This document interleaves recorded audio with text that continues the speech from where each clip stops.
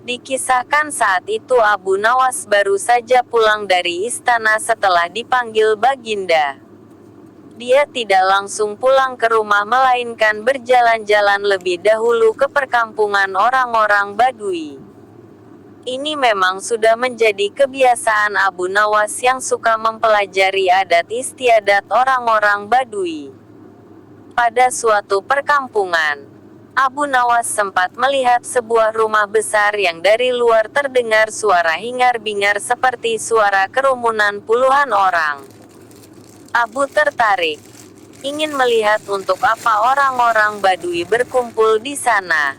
Ternyata di rumah besar itu adalah tempat orang Badui menjual bubur haris, yaitu bubur khas makanan para petani. Tapi Abu Nawas tidak segera masuk ke rumah besar itu. Karena merasa lelah dan ingin beristirahat, maka ia terus berjalan ke arah pinggiran desa. Abu Nawas beristirahat di bawah sebatang pohon rindang. Dia merasa hawa di situ amat sejuk dan segar sehingga tidak berapa lama kemudian mengantuk dan tertidur di bawah pohon. Abu Nawas tak tahu berapa lama dia tertidur. Tahu-tahu dia merasa dilempar ke atas lantai tanah. Brak! Dia pun tergagap bangun. Sialan! Siapa yang melemparku? Tanyanya heran sembari menengok kanan kiri. Ternyata dia berada di sebuah ruangan pengap berjeruji besi. Seperti penjara. Hai, keluarkan aku. Kenapa aku dipenjara di sini? Tidak berapa lama kemudian muncul seorang Badui bertubuh besar. Abu Nawas memperhatikan dengan seksama. Ia ingat orang inilah yang menjual bubur haris di rumah besar di tengah desa. Jangan teriak-teriak. Cepat makan ini, kata orang sembari menyodorkan piring ke lubang ruangan. Abu Nawas tidak segera makan. Mengapa aku dipenjara? Kau akan kami sembelih dan akan kami jadikan campuran bubur haris. Hah, jadi yang kau jual di tengah desa itu bubur manusia? Tepat, itulah makanan favorit kesukaan kami. Jadi kalian sekampung suka makan daging manusia? Iya, termasuk dagingmu. Sebab besok pagi kau akan kami sembelih. Sejak kapan kalian makan daging manusia? Oh, sejak lama, setidaknya sebulan sekali kami makan daging manusia. Dari mana saja kalian dapatkan daging manusia? Kami tidak mencari kemana-mana. Hanya setiap kali ada orang masuk atau lewat di desa kami pasti kami tangkap dan akhirnya kami sembelih untuk dijadikan bubur. Abu Nawas diam sejenak. Lah berpikir keras bagaimana caranya bisa meloloskan diri dari bahaya maut ini. Lah merasa heran. Kenapa Baginda tidak mengetahui bahwa di wilayah kekuasaannya ada kanibalisme? Ada manusia makan manusia. Barangkali para menteri hanya melaporkan hal yang baik-baik saja. Mereka tidak mau bekerja keras untuk memeriksa keadaan penduduk. Pikir Abu Nawas. Kalau perlu Baginda harus mengetahui hal seperti ini secara langsung. Setelah memberi makan berupa bubur Badui itu meninggalkan Abu Nawas.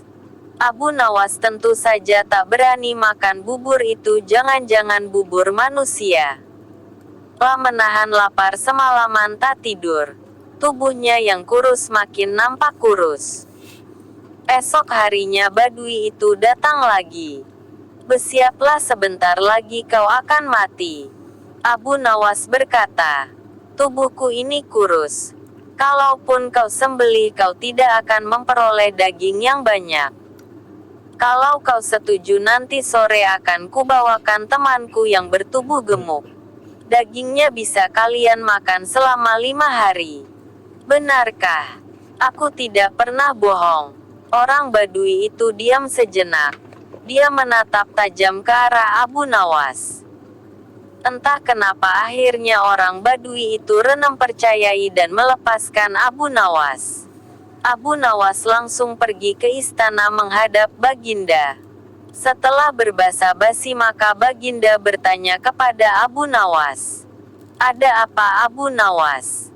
Kau datang tanpa kupanggil. Ampun tuanku. Hamba baru saja pulang dari suatu desa yang aneh. Desa aneh. Apa keanehannya? Di desa tersebut ada orang menjual bubur haris yang khas dan sangat lezat. Di samping itu hawa di desa itu benar-benar sejuk dan segar. Aku ingin berkunjung ke desa itu. Pengawal, siapkan pasukan. Ampun tuanku. Jangan membawa-bawa pengawal.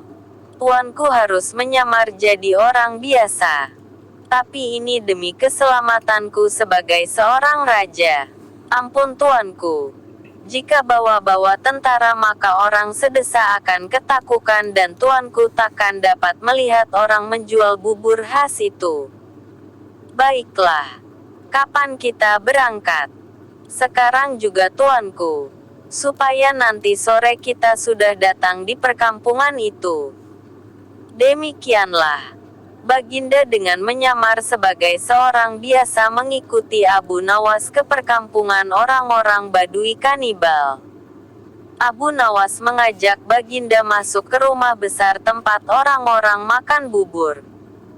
Di sana mereka membeli bubur. Baginda memakan bubur itu dengan lahapnya. Betul katamu. Bubur ini memang lezat. Kata Baginda setelah makan. Kenapa buburmu tidak kau makan Abu Nawas? Hamba masih kenyang. Kata Abu Nawas sambil melirik dan berkedip ke arah penjual bubur. Setelah makan, Baginda diajak ke tempat pohon rindang yang hawanya sejuk. Betul juga katamu. Di sini hawanya memang sejuk dan segar. Aku jadi mengantuk sekali.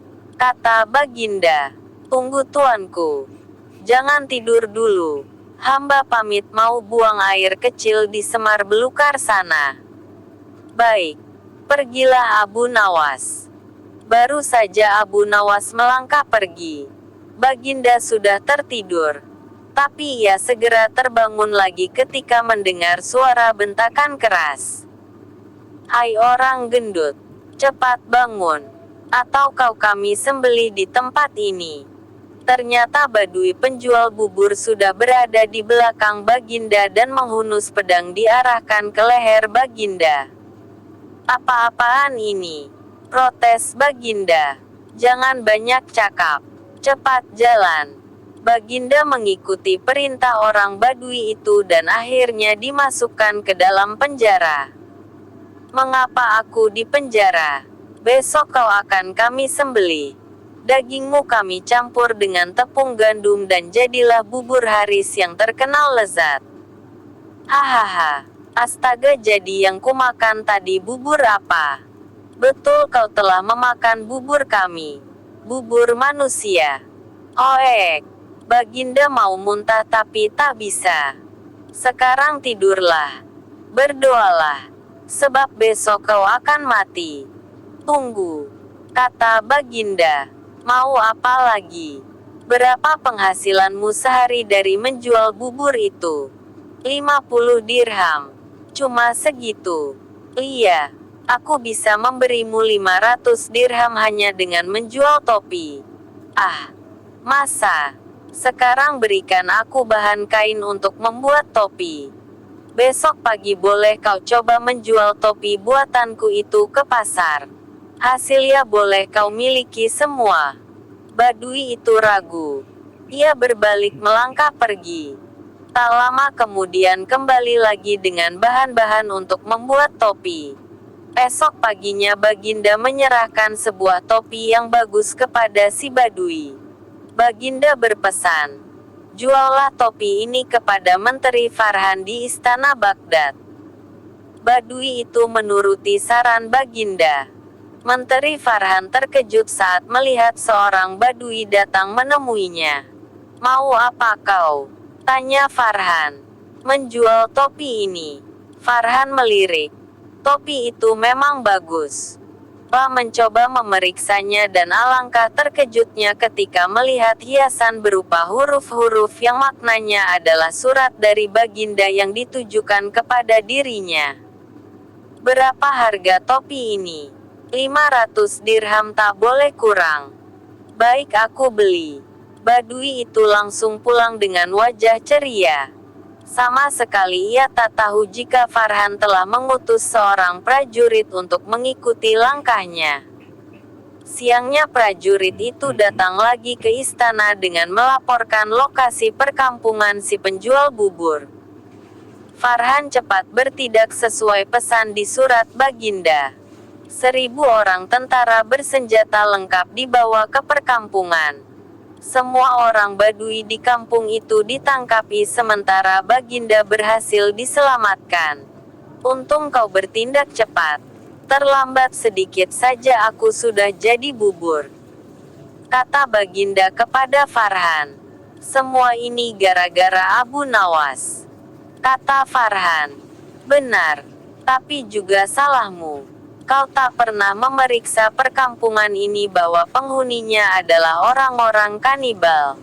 Bagaimanapun Abu Nawas harus dihukum. Ya, itu pasti. Hukuman mati, sahut Farhan. Hukuman mati.